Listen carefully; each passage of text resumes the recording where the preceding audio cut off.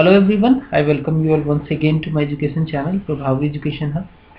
And इस video में हम लोग पढ़ेंगे the development of nationalist foreign policy. ये एक सीरीज चल रही है, सीरीज है ये मॉडर्न हिस्ट्री की।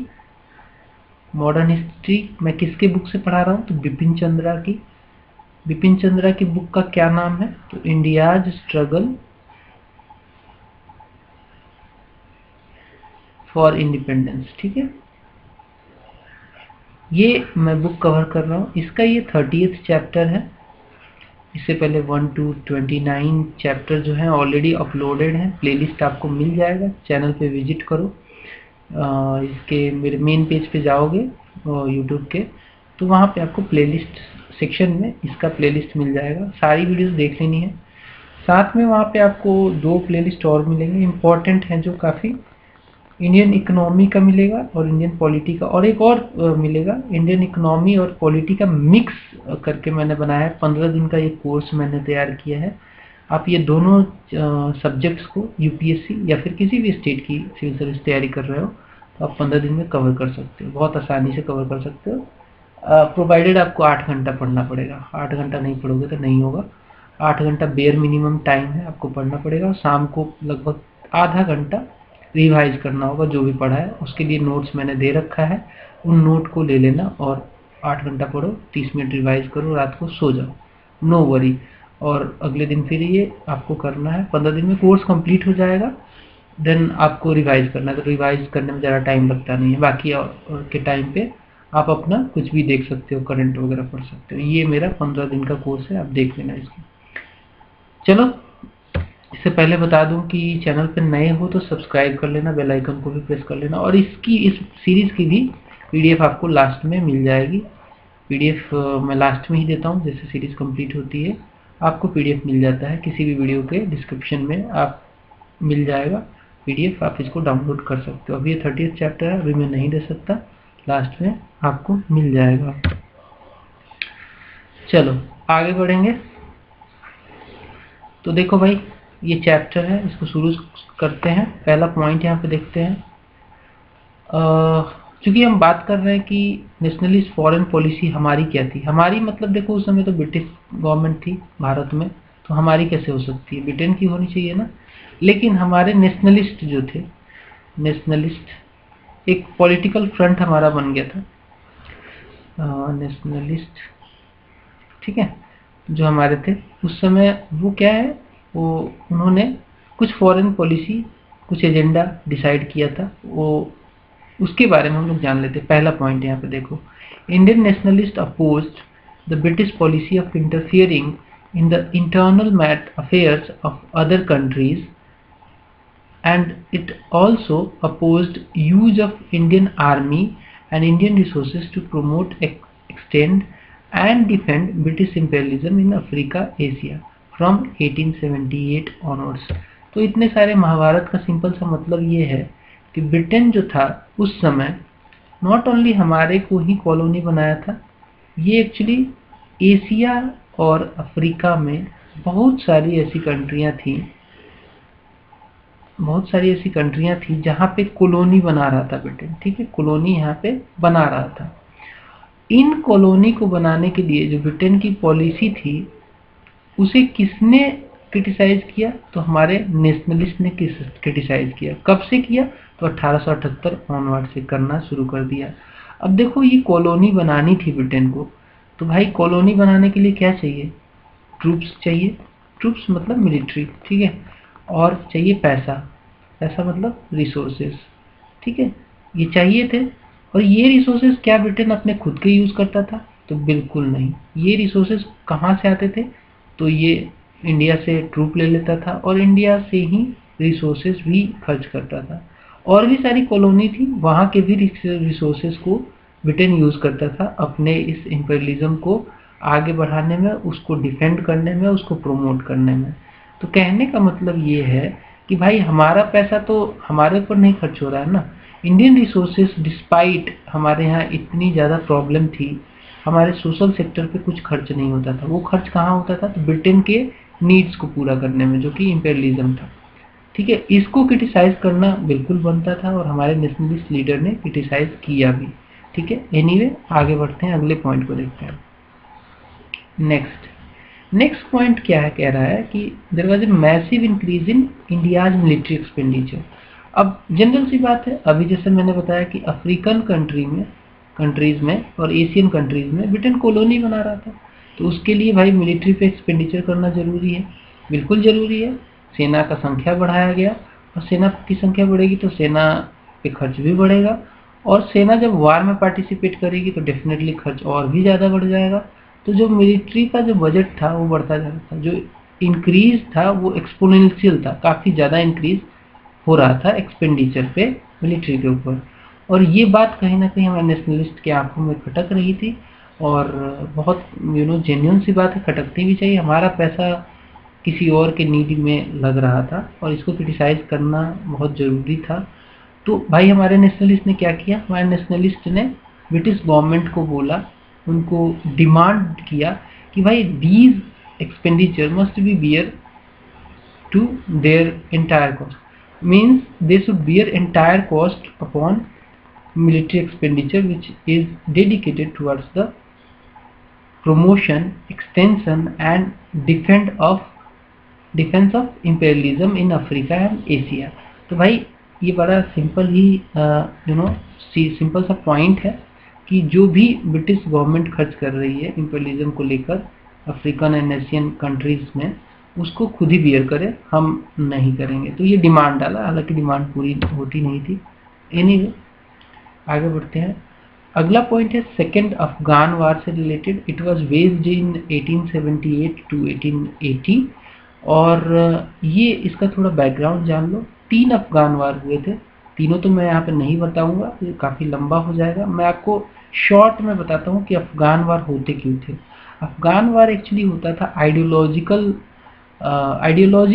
का वार था। आइडियोलॉजी से मेरा मतलब ये है कि ब्रिटेन क्या था, ब्रिटेन किस आइडियोलॉजी में बिलीव करता था। तो ये कैपिटलिस्ट कंट्री थी और कैपिटलिज्म में विश्वास करती थी। वेयर एज रसिया उस समय उत्थान पे था। रसिया की एक आइडियोलॉजी थी, उस आइडियोलॉजी का नाम था सोशलिस्ट आइडियोलॉजी, और सोशलिस्ट आइडियोलॉजी उस समय एक्सपेंशन अपना मार रही थी, और कहीं ना कहीं ब्रिटेन को डर था कि ये एक्सपेंशन रसिया का अफगान तक ना पहुंच जाए। और एक्चुअली उस समय हो क्या रहा था, रसिया सेकेंड अफगान जो वार हुआ था, वो उसके पीछे रसिया का जो एक प्रतिनिधि दल आया अफगानिस्तान में बात करने के लिए, उसके आने के बाद ब्रिटेन ने भी कहा कि अफगान में हमारा भी एक प्रतिनिधिमंडल जाएगा। लेकिन एक्चुअली वहाँ का जो शासक था वो दोनों को अपोज कर रहा था, और ब्रिटेन वाले को तो इनफैक्ट पहले ही लड़ाई लड़नी पड़ी, टेरिटरी में इंटर करने से पहले ही लड़ाई छिड़ गई, और ये लड़ाई सेकेंड अफगान वार के नाम से जानी जाती है। और ये अफगान वार 1878 से लेकर 80 के बीच में हुआ था। बाकी के लिए थोड़ा गूगल कर लेना, सारा इन्फॉर्मेशन अवेलेबल है। मैं यहाँ पे ये नहीं कवर कर रहा हूँ, मैं आपको अफगान वार के बारे में बहुत ज़्यादा डीप नहीं बता सकता, बिकॉज फिर वीडियो काफ़ी लंबी हो जाएगी। तो थोड़ा सा आपका यहाँ पे रोल है कि आप अफगान वार को एक बार ज़रूर गूगल कर लेना, मेरी तरफ से ये आपको एडवाइस है, ठीक है। तो देखो अफगान वार हुआ, तो अफगान वार में भी हुआ क्या, ब्रिटिश इंडियन आर्मी पार्टिसिपेट की, और हमारा ही खर्च ज़्यादा बढ़ गया, बिकॉज हम ही लोग उसको फाइनेंस भी कर रहे थे। इसको क्रिटिसाइज किया सुरेंद्रनाथ बनर्जिया ने। Surendranath Banerjea publicly branded the war as an act of sheer aggression, ठीक है, मतलब बिना मतलब का एक एग्रेशन दिखाया यहाँ पे। ये वार नहीं होता अगर ब्रिटेन एग्रेसिव ज़्यादा नहीं होता तो। एंड इनफैक्ट अमृत बाजार पत्रिका, ये किसके द्वारा एडिटरशिप, इसका एडिटरशिप किसके पास था, ये था शिशिर कुमार घोष के पास। शिशिर कुमार घोष इसके एडिटर थे, और इस पत्रिका में 19 मार्च 1880 को इसके अगेंस्ट छापा गया था। मतलब ये जो वार था इसके अगेंस्ट में आर्टिकल छापा गया था इसमें, ठीक है। तो कहीं ना कहीं हमारी जो पॉलिसी थी वो क्लियर थी कि हम कभी सपोर्ट नहीं कर रहे हैं ब्रिटेन के इंपीरियलिज्म को दूसरी कंट्रियों में भी, ठीक है, हम उसके अगेंस्ट में रहते थे। तो ये एक अच्छा एग्जाम्पल है सेकेंड अफगान वार। नेक्स्ट आता है एंग्लो इजिप्टियन वार। अब ये क्या है भाई, देखो 1882 में हुआ क्या, एक एक्सपीडिशन भेजा गया इंग्लैंड के द्वारा इजिप्ट में, इंग्लैंड के द्वारा इजिप्ट में भेजा गया। किस लिए भाई, तो वहाँ पे जो इजिप्टियन, जो कह सकते हो आप चीफ जो था वहाँ का, जो जिसको आप कहते हैं वो इमिरेट, इमिरेट उनको बोला जाता है, इमिरेट सुल्तान के तौर पे आप जान सकते हो, इमिरेट को सुल्तान भी कहते हैं, ठीक है।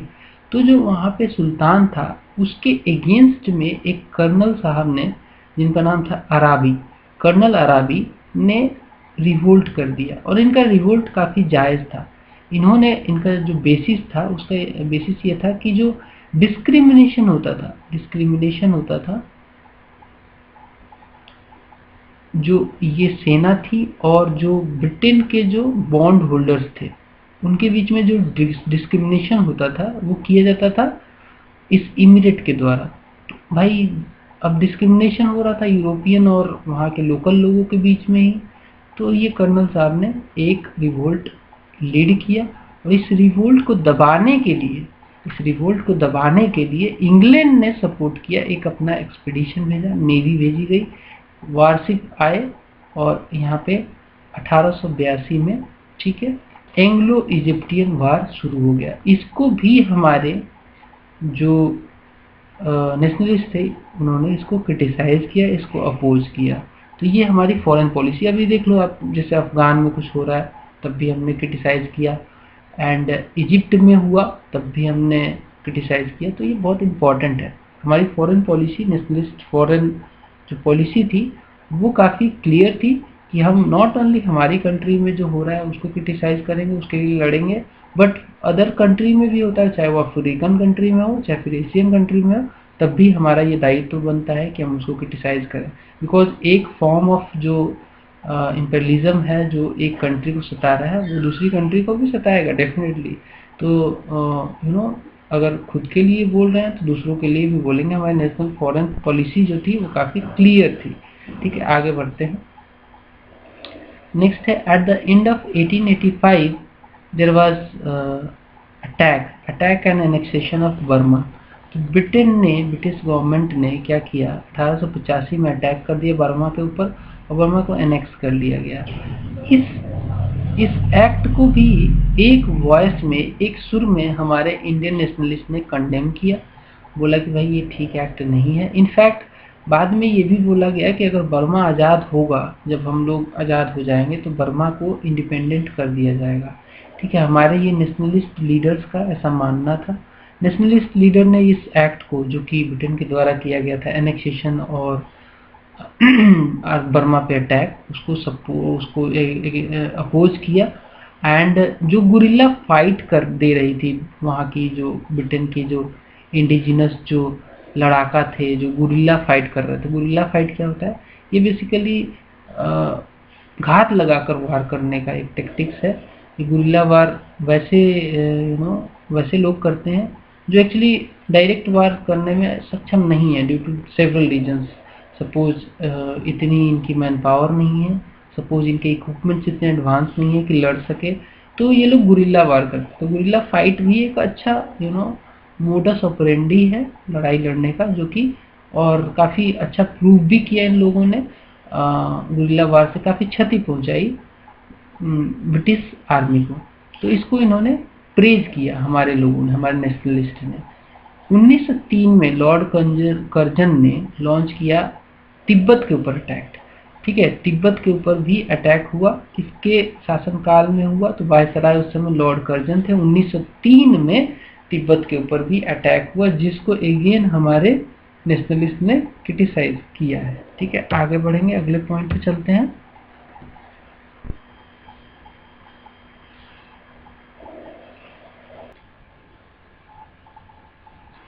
तो ये पॉइंट कह रहा है कि it was the expansionist forward policy, ठीक है, of 1890s on the India's northwestern frontier, claiming to safeguard India against Russian design deployment of over 60,000 troops against rebellion tribesmen. This was resulted into draining of Indian treasury. इसका मतलब, simple मतलब बताता हूँ कि जो ये ब्रिटेन की expansionist policy थी, फॉरवर्ड पॉलिसी, जो कि डेडिकेटेड थी हमारे नॉर्थ वेस्टर्न फ्रंटियर में। तो ब्रिटेन को ये लगता था कि कहीं ना कहीं रसियन जो डिज़ाइन है एक्चुअली रसिया उस समय अपनी आइडियोलॉजी को एक्सपेंड करने की कोशिश कर रहा था। तो ब्रिटेन को डर लग रहा था कि थ्रू अफगानिस्तान, अगर अफगानिस्तान में रसियन इन्फ्लुएंस बन गया तो हो ना हो अफगानिस्तान के थ्रू के रास्ते इंडिया में भी रसिया का इन्फ्लुएंस जारी हो जाएगा, शुरू हो जाएगा, और ये कहीं ना कहीं कैपिटलिज्म के लिए और इंपेरियलिज्म के लिए ब्रिटेन के लिए अच्छा नहीं है। तो इसके डर की वजह से ब्रिटेन ने 60,000 के अराउंड ट्रूप्स को डिप्लॉय किया, जो ट्राइब्समैन थे अफगानिस्तान के जिन्होंने रिबेलियन शुरू किया था उनको दबाने के लिए। इन ट्राइब्समैन को सपोर्ट मिल रहा था रसिया के द्वारा, और ब्रिटेन काफ़ी डरा हुआ था उस समय कि कहीं ना कहीं अगर रशियन इन्फ्लुएंस हुआ, जो भी मैंने आपको कहानी बताई, तो वो हमारे लिए खतरा हो जाएगा। और इसके वजह से बहुत ज़्यादा खर्चा कर रहा था ब्रिटेन हमारी ट्रेजरी से मिलिट्री को वहाँ पे खड़ा करने में और इस कूट को, इस प्रयास को विफल करने में। ठीक है, आगे बढ़ेंगे, अगले पॉइंट पे चलते हैं। नेक्स्ट पॉइंट है armed actions were provided by lawlessness and blood. ठीक है, thirstiness of frontier tribesman, it was also condemned. तो हुआ क्या, जो ये आर्म एक्शन था इन ट्राइब्समैन को दबाने के लिए, ये बिल्कुल ही ब्लडीनेस के साथ भरा पूरा था। इसमें ट्राइब्समैन को बहुत ज़्यादा क्षति हुई, इनके बहुत ज़्यादा ब्लड बहे, इसका मतलब इनकी डेथ्स बहुत ज़्यादा हुई, एंड लॉलेसनेस हो गया इनकी कंट्री में। ठीक है, और ये कहीं ना कहीं हमारे जो इंडियन नेशनलिस्ट थे इनको ये अच्छा नहीं लग रहा था और ये इसको कंडेम्ड कर रहे थे। तो ओवरऑल वही बात हो गई कि इनकी पॉलिसी को, ब्रिटेन की पॉलिसी को, जो कि इंपीरियलिज्म से रिलेटेड थी, हमारे नेशनलिस्ट कंडेम कर रहे थे। आगे बढ़ेंगे अगले पॉइंट पे। ब्रिटिश पीएम उस समय के जो थे, जिनका नाम था लॉर्ड सैलिसबुरी, इन्होंने एक स्टेटमेंट दिया था कि हमारा जो ये इंपेरियलिज्म है, it is a kind of wave of civilisation, जो कि बहुत ज़्यादा ज़रूरी है। ये जो पिछड़े वाले लोग होते हैं जो कि अभी भी सिविलाइज्ड नहीं है, वो हमारी कंट्री के हेल्प से जब हम उसमें इंपेरियलिज्म बनाएंगे तब हम लोग उनको सिविलाइज करेंगे। ये इनका ऐसा मानना था भाई साहब का। ये देखो अजीब सी सोच थी यार, किसी कंट्री को परेशान करके क्या आप सिविलाइज कर सकते हो? वहाँ के वेल्थ को आप ड्रेन कर रहे हो और कह रहे हो कि नहीं ये तो बहुत ज़रूरी है, हम लोग बहुत ज़्यादा सिविलाइज हैं एंड हम लोग इनको भी सिविलाइज कर देंगे। इस फिलोसफी को क्रिटिसाइज किया गया सी शंकरन नायर, जो कि कांग्रेस के उस समय के प्रेसिडेंट थे। इन्होंने इस फिलोसफी को क्रिटिसाइज किया। ठीक है, इन्होंने इसको कहा कि ही इज एब्सोल्युटली रॉन्ग, ये नहीं है, और इनके सारे जो अवगुण थे उसको हाईलाइट किया सी शंकरन नायर ने। तो ठीक है, एक जस्ट आपके नॉलेज के लिए, हो सकता है एमसीक्यू में ना आए, हो सकता है आ भी जाए, बट आपको पता होना चाहिए कि ऐसे ऐसे लोग भी रहे हैं। ये बेसिकली चैप्टर आपको समझना है इस पर्सपेक्टिव से है कि आपको not only MCQ but mains में भी जब लिखने जाते हो तो ये सब पॉइंट आप वहाँ पे डाल सकते हो कि भाई British PM lord Salisbury imposed his wave of civilization theory and it was criticized by C. Shankaran Nair, then Congress president, this policy was wrong। ऐसे करके आप डाल सकते हो। कहने का मतलब ये है, तो आप जब इसको पढ़ोगे, इसको देखोगे, सुनोगे, समझोगे, तब ये बातें आपके दिमाग में बैठेंगी। एंड मैं आपको एक कहानी की तरह बताता हूँ ताकि आपको आसानी से समझ में आ जाए। अगले पॉइंट को देखते हैं। 3 other major themes in area of nationalist foreign policy.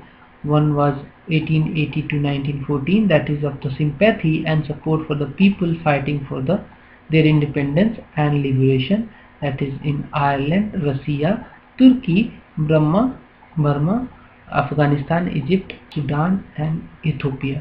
तो देखो हमारे जो नेशनलिस्ट फॉरेन पॉलिसी थी ना, वो नॉट ओनली कि कंडेम कर रही थी बट सिंपैथी भी दिखाती थी वैसे लोगों के, और इनफैक्ट सपोर्ट करने की भी कोशिश करती थी, जैसे कि कंट्रीज सच एज रसिया जो कि लिबरेशन के लिए लड़ रहा है, आयरलैंड जो कि उस समय लिबरेशन के लिए लड़ रहा था, तुर्की, Burma, Afghanistan, Egypt, Sudan, Ethiopia, ये सब क्या थे? ये सब इंपेरियलिज्म के सताए हुए कंट्री थे और ये लड़ रहे थे उस समय इंडिपेंडेंस के लिए। तो हमारी पॉलिसी क्या थी? इनको सिंपैथी देते थे हम, इनको सपोर्ट भी जहाँ तक किया जा सके हम लोग सपोर्ट करने की कोशिश करते थे। आगे बढ़ते हैं, नेक्स्ट पॉइंट पे चलते हैं।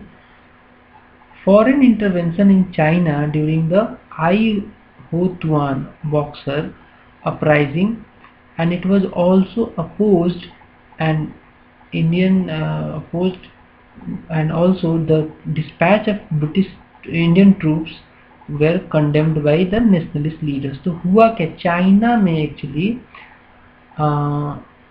आई हो तुहान का अपराइजिंग हुआ चाइना में, ठीक है। और इसमें क्या हुआ, ब्रिटेन ने इंटरफियर किया। ये अपराइजिंग काफ़ी जेन्युइन था, वहाँ पे जो दिक्कतें थी उसको लेकर ये अपराइजिंग था, लेकिन ब्रिटिश पॉलिसी अगेन इंटरफेयरिंग वाली थी। वो नहीं चाहती थी कि जो कम्युनिस्ट आइडियोलॉजी है या फिर जो एक्चुअली चाइना में क्या है, कम्युनिस्ट आइडियोलॉजी थी और वो ग्रो करे और इंपेरियलिज्म को या फिर ओवरऑल कह सकते हो कि कैपिटलिज्म को आघात पहुंचे, उसको लॉस हो, ये नहीं चाहती थी। तो वहाँ पे भी इंटरफियर किया गया और वहाँ पे भी ट्रूप्स भी भेजे गए, जिसको क्रिटिसाइज किया गया और अपोज और कंडेम्ड किया गया हमारे नेशनलिस्ट लीडर्स के द्वारा। आगे बढ़ेंगे, अगले पॉइंट पे चलते हैं।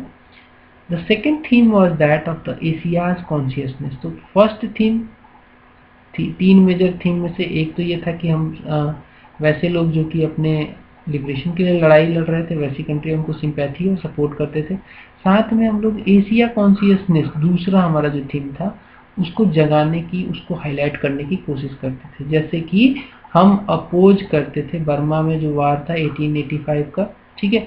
साथ में एशिया कॉन्शियसनेस का एक और अच्छा एग्जाम्पल है जो कि जापान का राइज था। उस समय देखो जापान भी तो इनफैक्ट एशियन कंट्री ही है, और बीइंग एशियन कंट्री उस समय जापान में ने काफ़ी मॉडर्नाइज किया अपने आप को।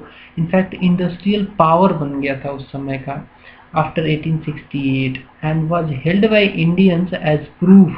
तो इंडियन ने कहा, इसको हाईलाइट किया कि भाई देखो एक जापान भी मतलब कंट्री है जो कि एशियन कंट्री ही है, लेकिन आज के डेट में ये एक इंडस्ट्रियल पावर है, एक जायंट है, ठीक है। इसको प्रूफ की तरह एशिया कॉन्शियसनेस की, जो कि मतलब ब्रिटेन वाले क्या करते थे, यूरोपियन क्या बोलते थे कि भाई एशियन कंट्रियाँ काफ़ी बैकवर्ड हैं, ठीक है, और इनको सिविलाइज करना हमारी जिम्मेदारी है। ये इसको इंडियन हमारे जो नेशनलिस्ट थे इसको एक प्रूफ की तरह दिखाया जापान को एग्जाम्पल कि भाई नहीं, हम लोग ऐसा नहीं है, हमारे में भी इतनी शक्ति है। इनफैक्ट अच्छा एग्जाम्पल जापान है जो कि एक इंडस्ट्रियल जायंट बन चुका है, पावर बन चुका है।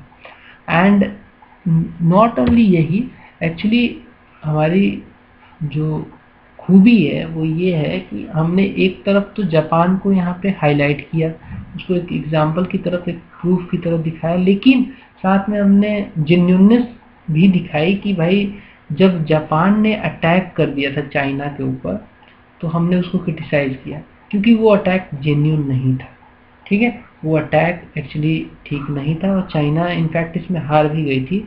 और जापान, अब देख सकते हो कि एक छोटी सी कंट्री है, अगर उसका एरिया देखो तो, लेकिन उस छोटी सी कंट्री ने जापान को, चाइना को हरा दिया था उस समय। और एक्चुअली क्या था, उस समय मॉडर्नाइज हो चुका था, टेक्नोलॉजी अच्छी खासी थी, एक्सपेंडिचर अच्छा खासा था और काफ़ी वार इक्विपमेंट भी इसके काफ़ी एडवांस थे, तो चाइना को हरा दिया इसने। और विवाद वही अगेन लैंड से रिलेटेड था और इसमें काफ़ी क्षति हुई चाइना को। तो हमने इसको क्रिटिसाइज भी किया कि भाई जापान का जो ये एक्ट था वो ठीक नहीं था, ठीक है। तो ये हमारी फॉरेन पॉलिसी की, हमने आंख बंद करके खाली एग्जाम्पल नहीं दे दिया, उसको जब जरूरत पड़ी तो क्रिटिसाइज भी किया। नेक्स्ट पॉइंट देखते हैं। The defeat of tsarist Russian by Japan further exploded the myth of European solidity, a pan Asian feeling. तो जब जार सिस्टम था रसिया में, जो कि बाद में ख़त्म हुआ, बोल्शेविक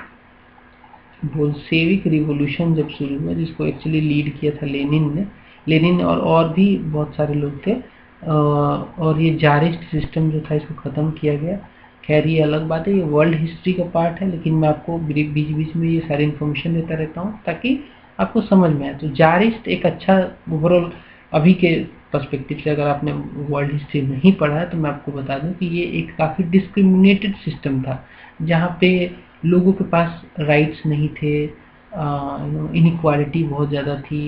ये सिस्टम अच्छा नहीं था, कहने का मतलब है। जार रूल करते थे रसिया को, और ये सिस्टम ख़त्म हुआ बोल्शेविक रिवॉल्यूशन के बाद।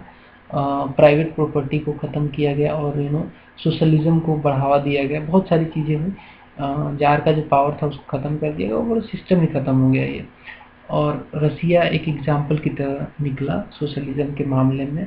तो भाई जार को डिफीट करने में जापान का जो रोल था वो कहीं ना कहीं यूरोपियन सॉलिडिरिटी को दिखाता था कि ये बहुत ज़्यादा स्ट्रॉन्ग नहीं है। यूरोपियन सॉलिडिरिटी से मतलब ये है कि जार सिस्टम को यूरोपियन कंट्रीज़ के द्वारा सपोर्ट था, लेकिन जापान ने उसको हरा दिया। और ये एक मिथ जो बना हुआ था कि मतलब जो यूरोपियन सॉलिडिरिटी है वो किसी से हारेगी नहीं, वो मिथ भी चकनाचूर हो गया और एक पैन एशियन फीलिंग भी जगी। ठीक है, आगे बढ़ेंगे, नेक्स्ट देखते हैं। द हिंदू बहुत पुरानी ये पत्रिका थी और आज भी ये पब्लिश होती है। जी सुब्रमण्या अय्यर बहुत बड़ा नाम है, इसके चीफ एडिटर थे, मतलब इन्हीं के एडिटरशिप में ये छपता था। इसमें एक आर्टिकल छपा 23 सितंबर 1889 को। It remarked where foreign capital has been sunk in a country, the administration of that country becomes at once the concern of the bondholders। तो इसका मतलब ये कि जो आर्टिकल था इसमें कहा गया कि देखो भाई, जिस कंट्री में भी फॉरेन कैपिटल आता है उस कंट्री में क्या होता है, वहाँ के जो फॉरेन कैपिटल कौन लाएगा, वहाँ के बॉन्ड होल्डर ही लाएंगे, वहाँ के इन्वेस्टर ही लाएंगे। अब हमारी कंट्री में अगर फॉरेन कैपिटल आता है तो कोई फाइनेंशियल इंस्टीट्यूशन के द्वारा आता है, कोई बॉन्ड होल्डर के द्वारा आता है, तो वो क्या है, अपना एक एडमिनिस्ट्रेशन को कब्जा करने की कोशिश करते हैं। तो इसमें कहा गया कि where foreign capital has been sunk in a country, the administration of that country becomes at once the concern of bond holder.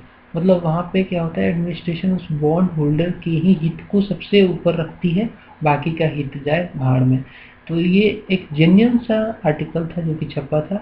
बाद में वर्ल्ड वार 1 हुआ और इंडियन नेशनलिस्ट लीडर्स ने डिसाइड किया कि इसको सपोर्ट करेंगे। एक्चुअली ब्रिटेन को सपोर्ट करने के लिए इंडियन नेशनलिस्ट ने उस समय डिसाइड किया। भाई कहोगे कि भाई क्यों ब्रिटेन को सपोर्ट करने के लिए डिसाइड किया, तो इसलिए सपोर्ट करने के लिए डिसाइड किया कि कहीं अगर ब्रिटेन के मन में ऐसा मतलब एक फीलिंग जग जाए कि भाई ये लोग हमें सपोर्ट किए हैं, इन्होंने हमारे सपोर्ट किया है, तो हम इसको धीरे धीरे सेल्फ गवर्नमेंट की तरफ, सेल्फ रूल सेल्फ गवर्नमेंट की तरफ इनको हमें कुछ रियायत मिल जाए। मतलब हमारा उम्मीद यही था कि हमें सेल्फ गवर्नेंस का पावर ब्रिटेन बाद में दे देगी। The hope was that A grateful Britain would repay India's loyalty with economic and political concessions that is in turn will be self government. तो ये ऐसा सोच के साथ हमने ब्रिटेन को सपोर्ट कर दिया। और एक्चुअली वर्ल्ड वार 1 किसके किसके बीच में हुआ था, तो सेंट्रल पावर का नाम सुना होगा आपने, नहीं सुना तो मैं बता देता हूँ, वर्सेस एलाइड पावर्स। ठीक है, वर्ल्ड क्या था उस समय, दो गुटों में बट रहा था। इंपेरियलिज्म का ये एक बहुत घिनौना रिजल्ट था world war 1 world war 2। Central power जिसमें कुछ कंट्रियां थी जैसे कि फ्रांस और इसके दोस्त, ठीक है, इधर इंग्लैंड और इसके दोस्त, तो ये दोनों पावर एक्चुअली लड़ रही थी इंपेरियलिज्म को लेकर, लड़ाई शुरू हुई थी। और भी कॉज थे बहुत सारे। वर्ल्ड वार 1 जब वर्ल्ड हिस्ट्री पढ़ोगे तो आपको समझ में आ जाएगा। तो एक्चुअली जीत यहाँ पे अलाइड पावर की हुई थी, सेंट्रल पावर हार गई थी। और तो भाई ये वर्ल्ड वार 1 को में ब्रिटेन को फेवर किया हमने कि भाई कहीं ना कहीं जो ब्रिटेन है वो कहीं ना कहीं हमारी लॉयल्टी को देखेगा और हमें इकोनॉमिक और पॉलिटिकल कंसेशन मिलेंगे, इन टर्न हमें सेल्फ गवर्नमेंट का मौका मिलेगा हमारी कंट्री में। लेकिन ऐसा कुछ हुआ नहीं। ठीक है, दिल्ली सेशन हुआ था 1919 में। दिल्ली सेशन किसका हुआ था, कांग्रेस का। कांग्रेस का जो अधिवेशन हुआ था 1919 में, वहाँ पे डिमांड रखा गया कि भाई ब्रिटेन को डिमांड ये हमारे नेशनलिस्ट हमारे कांग्रेस ने रखा कि इंडिया का जो रिप्रेजेंटेशन है वो पीस कॉन्फ्रेंस में होना चाहिए। India's representation at the peace conference shall be there, ठीक है, ये डिमांड हमने रखा। अब पीस कॉन्फ्रेंस क्या है? पीस कॉन्फ्रेंस 1919 में हुआ था। एक्चुअली जब वर्ल्ड वार 1 खत्म हुआ था तो यहाँ पे इस कॉन्फ्रेंस में जो पार्टीज वर्ल्ड वार में लड़ी थी वो एक टेबल पे आई और पीस कॉन्फ्रेंस के लिए, मतलब कि आगे का प्रोसेस डिसाइड करने के लिए ये कॉन्फ्रेंस हुआ था, ठीक है। लेकिन ये कॉन्फ्रेंस काफ़ी ये इसका रिजल्ट जो था काफ़ी बुरा था।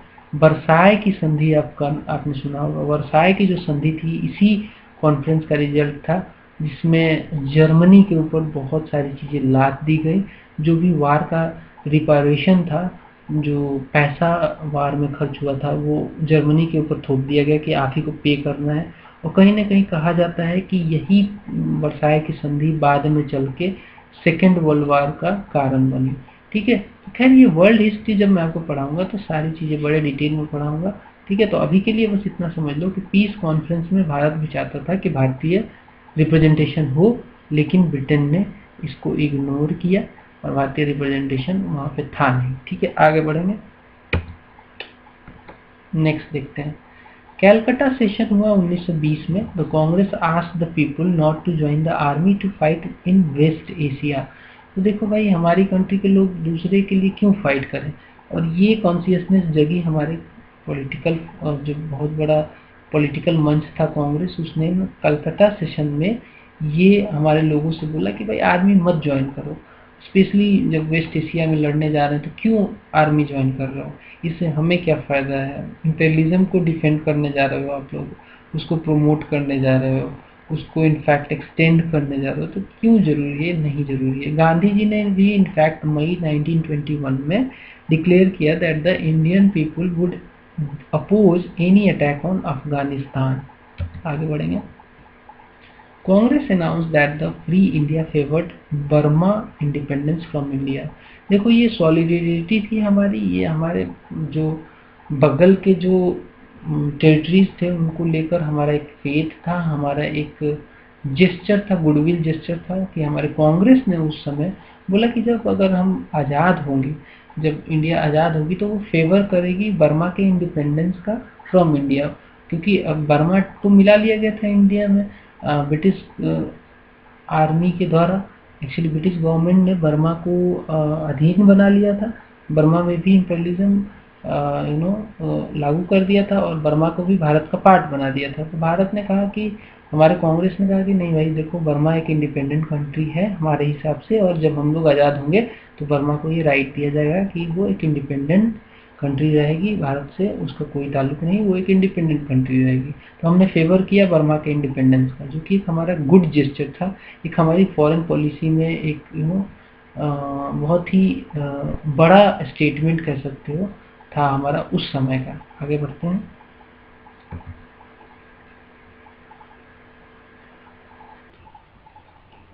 और ये जो चाइना में रिबेलियन चल रहा था जिसका नाम बेसिकली बॉक्सर रिबेलियन था, बॉक्सर रिबेलियन को एक्चुअली क्रिटिसाइज किया गया। एक्चुअली इस रिबेलियन को जो लोग दबा रहे थे उनको क्रिटिसाइज किया गया, जो इंडियन ट्रूप यूज़ किया जा रहा था उसको क्रिटिसाइज किया गया श्रीनिवास अयंगर के द्वारा।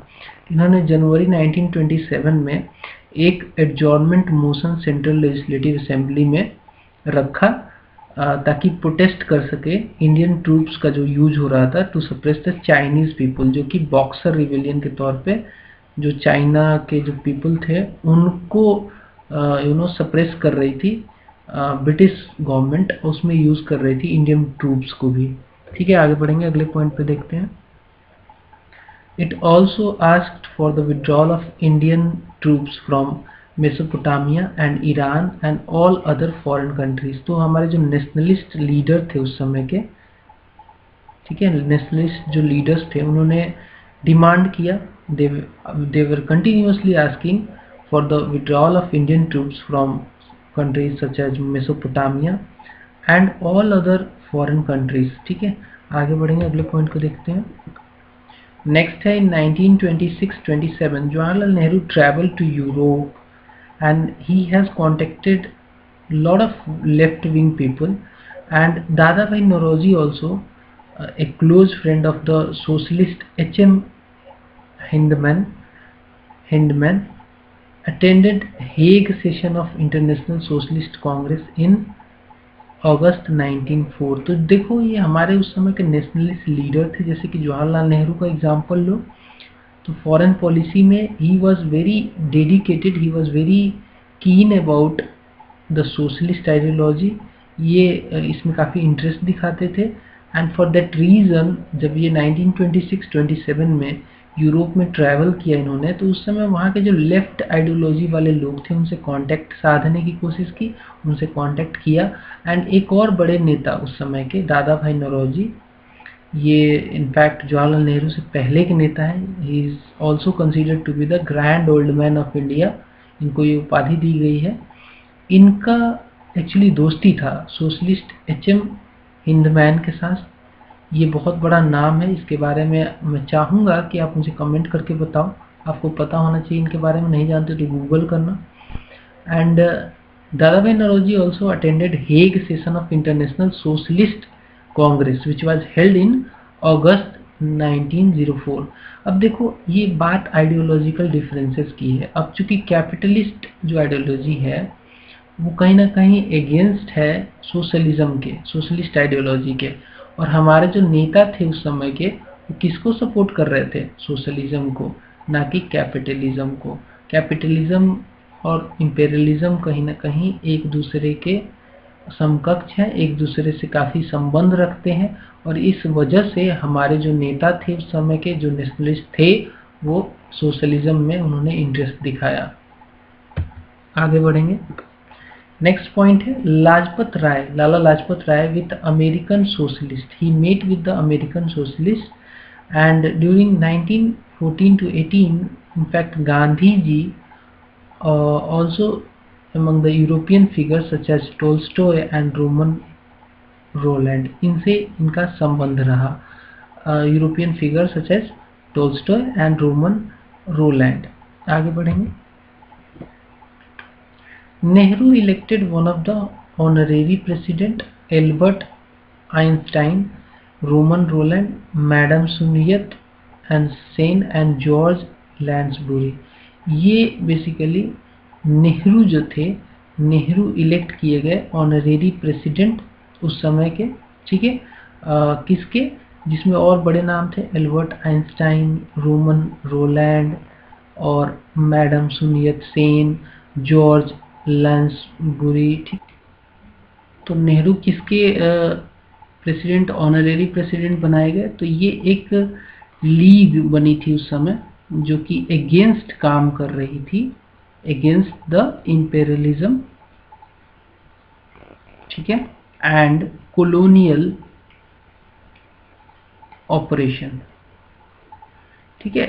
एक्चुअली ये एक लीग बन गई थी जो कि काम कर रही थी इंपेरियलिज्म एंड कॉलोनियल ऑपरेशन के अगेंस्ट में। तो इसके ऑनरेरी प्रेसिडेंट नेहरू को बनाया गया, ठीक है। Albert Einstein, Romain Rolland, madame Sun Yat Sen, ये लोग भी इसके ऑनरेरी प्रेसिडेंट रह चुके हैं। आगे बढ़ेंगे, अगले पॉइंट पे चलते हैं।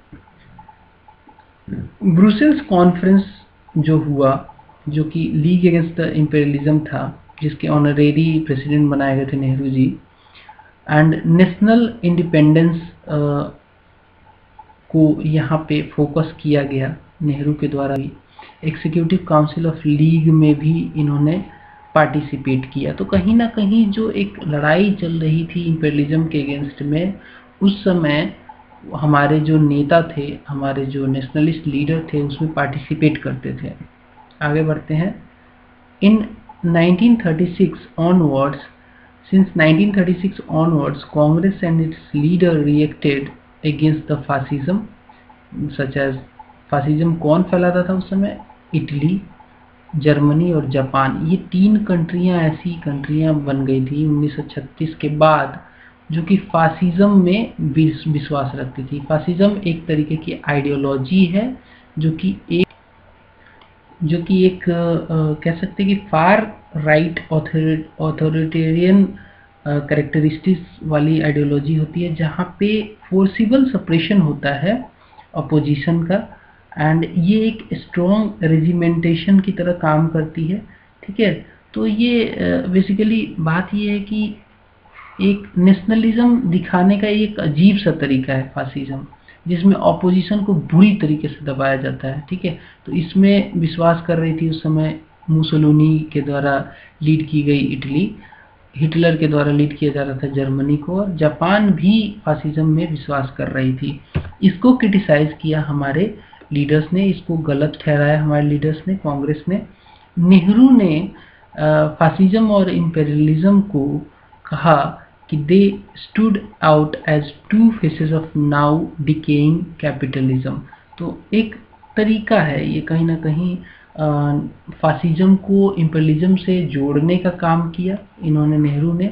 इन्होंने कहा कि ये दोनों अगर कहें अगर सिंपल शब्दों में, तो कैपिटलिज्म के ये दो चेहरे हैं, मतलब सिमिलर हैं ये।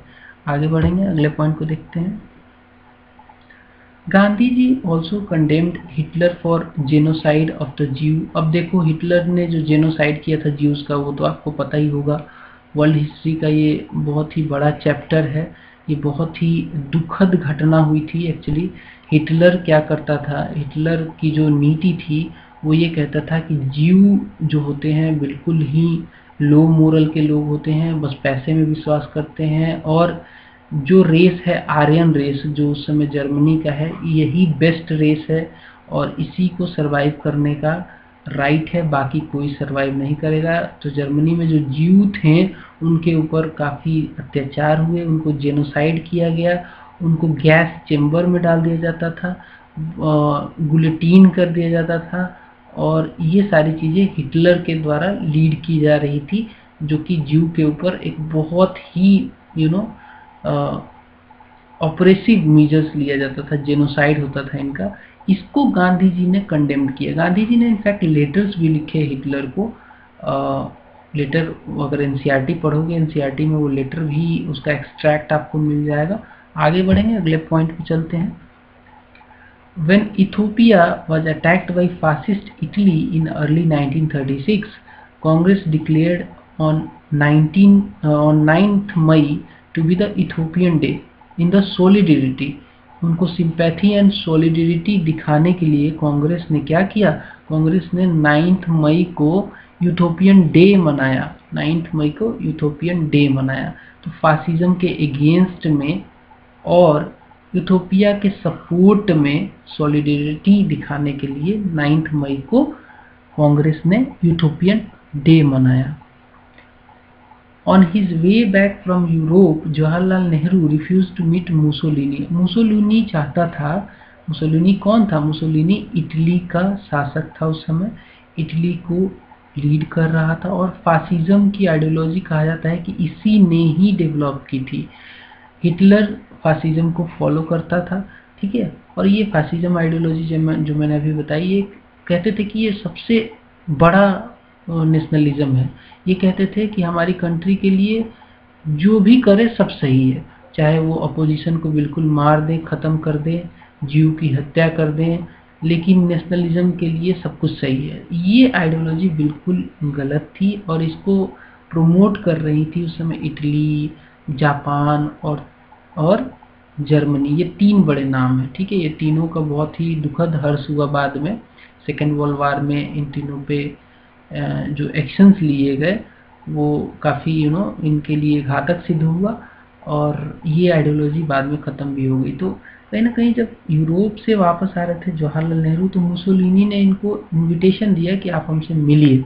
जवाहरलाल नेहरू ने उसको रिफ्यूज़ कर दिया, और ये रिफ्यूज़ दिखाता है कि कहीं ना कहीं जो हमारे जो नेता थे वो फासिज्म के बिल्कुल अगेंस्ट थे। आगे बढ़ते हैं, नेक्स्ट है, इन जून 1938 Jawaharlal Nehru visited Spain accompanied by Krishna Menon and also visited the battlefront and spent 5 days in the Barcelona, which was under constant bombardment.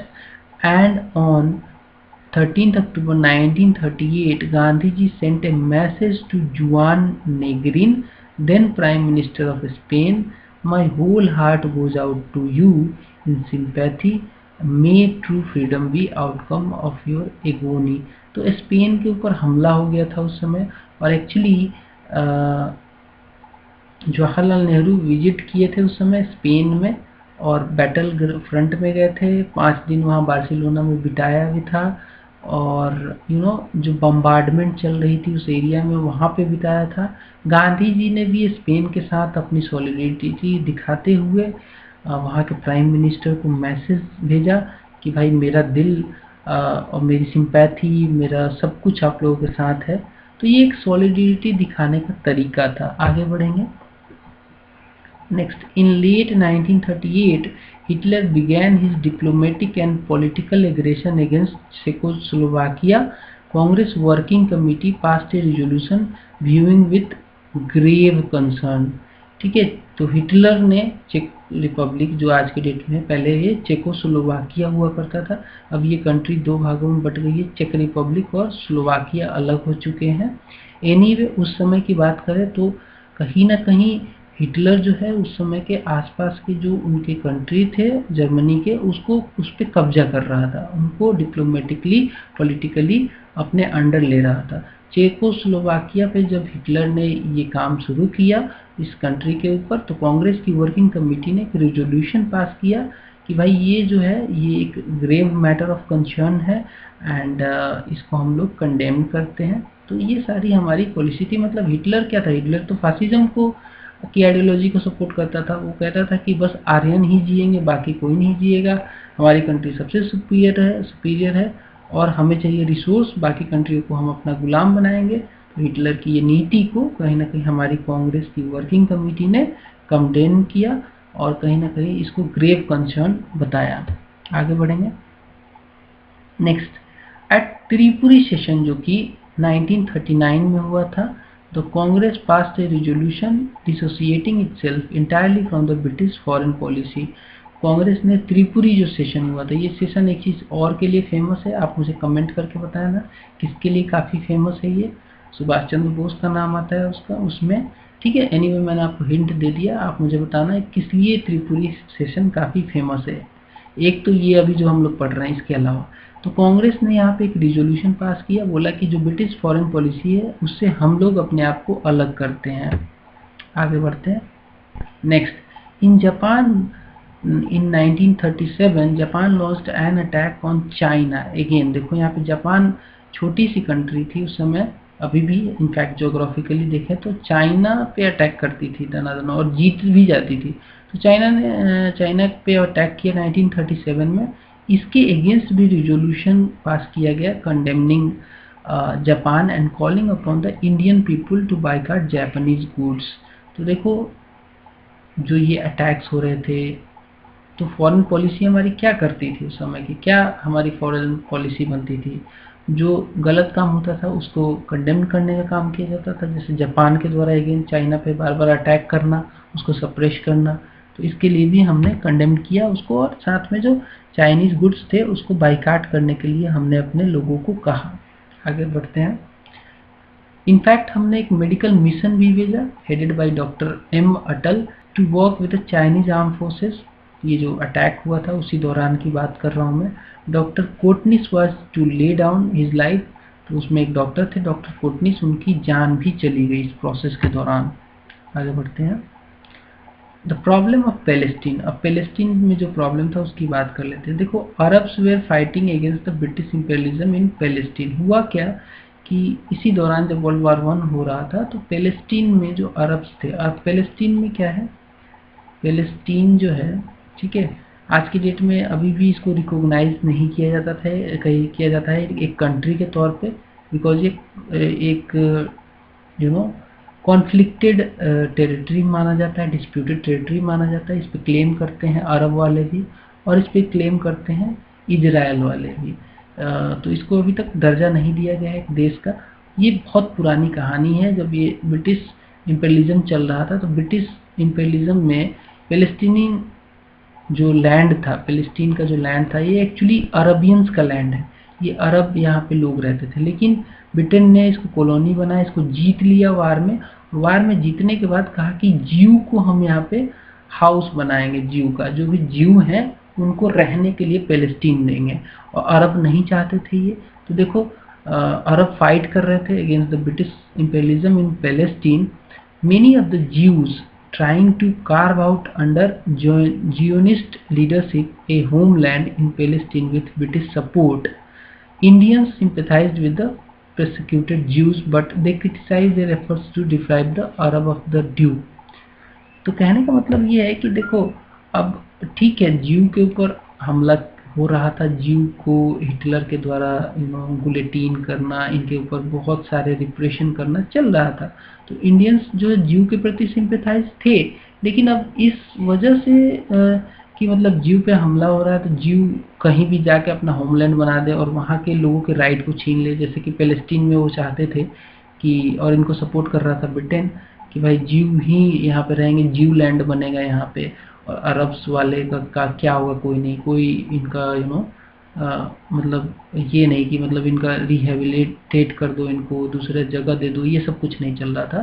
तो इसके अगेंस्ट भी हमारे कंट्री के लोगों ने, हमारे नेशनलिस्ट ने आवाज़ उठाई और क्रिटिसाइज़ किया, बोला भाई ठीक है आप लोगों के ऊपर हमले हुए हैं, ठीक है आप लोगों को घर चाहिए, मिलना चाहिए, अच्छी बात है, लेकिन इसका मतलब ये नहीं कि अरब्स के जो ड्यू हैं उनसे उनको डिप्राइव कर दो। आगे बढ़ते हैं। नेक्स्ट, गांधी जी ने क्या कहा? My sympathies are all with Jews, he wrote, ठीक है, but it would also be wrong and inhuman to impose the Jew on Arabs। तो सेम बात जो मैंने अभी आपको बताई वो गांधी जी ने भी उस समय बोली थी। सोवियत यूनियन में क्या हुआ? लोकमान्य तिलक ने और लाला लाजपत राय ने, बिपिन चंद्र पाल ने had reacted favorably to the Russian Revolution during 1718, rising of socialist and communist groups and young intellectuals were attracted by Soviet Union। November 1927, Jawaharlal Nehru और Motilal Nehru visited the Soviet union. तो ये अगेन जो जार के अगेंस्ट में, सोवियत यूनियन के against में जो revolution हुआ जार के अगेंस्ट में, जिसको लीड किया था लेनिन ने, उसको सपोर्ट कर रहे थे हमारे नेता जैसे लोकमान्य तिलक, लाला लाजपत राय और विपिन चंद्र पाल। इन्होंने फेवरेबली रिएक्ट किया रशियन रिवोल्यूशन में। ठीक है, आगे बढ़ेंगे। Other Congress leaders, for example CR Das, Gandhi ji, were also friendly to the Soviet Union but were put off by what they believe to be the communist emphasis on the role of violence। तो देखो गांधी जी भी, CR दास वगैरह भी support तो करते थे, लेकिन अब गांधी जी का आइडियोलॉजी डिफरेंट था, ये नॉन वायलेंस में विश्वास करते थे, लेकिन जो ये कम्युनिस्ट आइडियोलॉजी थी ये कहीं ना कहीं वायलेंट आइडियोलॉजी थी। तो हालांकि ये लोग इसमें फ्रेंडली मानते थे सोवियत यूनियन को, लेकिन कहीं ना कहीं सपोर्ट बहुत ज़्यादा खुल के नहीं दे पाते थे। आगे बढ़ते हैं, नेक्स्ट देखते हैं। Congress had declared at its Madras session in 1927 that India would not be a party to an imperialist war, and in no case should India be made to join a war without the consent of its people। Rise of fascism transformed the situation। देखो हुआ क्या, Madras session हुआ था 1927 में, जिसमें भारत ने कहा कि हम इम्पेरियलिज्म का जो वार है उसको बिना हमारे लोगों के कॉन्सेंट के ज्वाइन नहीं करेंगे। लेकिन अब चूंकि द्वितीय जो विश्व युद्ध हुआ था, सेकेंड वर्ल्ड वार, वो फासिज्म के अगेंस्ट था, तो फासिज्म के अगेंस्ट होने की वजह से यहाँ पे सब कुछ चेंज हो गया और हमने सपोर्ट किया ब्रिटेन को इस वार में। ठीक है, आगे बढ़ते हैं। बिकॉज फासिज्म एक अच्छी आइडियोलॉजी नहीं थी और उसके अगेंस्ट में ये वार चल रहा था, डेफिनेटली हमारे लोगों को लगा कि सपोर्ट करना चाहिए और सपोर्ट किया। For enslaved India could not fight for the freedom of others. ठीक है, India could and would actively support an anti fascist war provided its independence was immediately recognised. तो ऐसा नहीं कि हमने जो सपोर्ट दिया था सेकेंड वर्ल्ड वार में ब्रिटेन को, वो ऐसे ही दे दिया था। हमने यहाँ पे पॉइंट रखा था कि भाई हम सपोर्ट कर रहे हैं, लेकिन आपको एक शर्त माननी पड़ेगी कि जैसे ये वार खत्म होगा आप हमें आज़ादी दोगे। ठीक है, आगे बढ़ते हैं। Next, Congress repeatedly declared during 1936 to 39 it would resist every effort to use Indian money and resources in war। तो देखो कांग्रेस ने कहीं ना कहीं 1936 से 1939 के बीच में ये बार बार कहा, बार बार रेसिस्ट किया कि हमारे जो मेन यूज होते हैं, हमारा जो पैसा यूज होता है, हमारा जो रिसोर्स यूज होता है वो वार में वो नहीं होना चाहिए। हम लोग रेसिस्ट करेंगे। आज ही हम लोग क्लियरली बोल रहे हैं कि देखो इट इज़ नॉट गुड, ठीक है, कि इंडियन मैन मनी और रिसोर्सेज इंडियन के ऊपर खर्च करो। क्यों भाई, दूसरे के बारे में क्यों लड़े? तो ये हमेशा इसको कहीं ना कहीं इन्होंने इस पॉइंट को रखा। So that's all from this video. I hope कि आपको ये वीडियो अच्छा लगा होगा। अच्छा लगा तो लाइक कर देना, शेयर कर देना अपने दोस्तों के साथ, and subscribe to this channel right now. This is important message I wanted to give you, ठीक है। और मिलते हैं अगले वीडियो में, तब तक के लिए नमस्कार।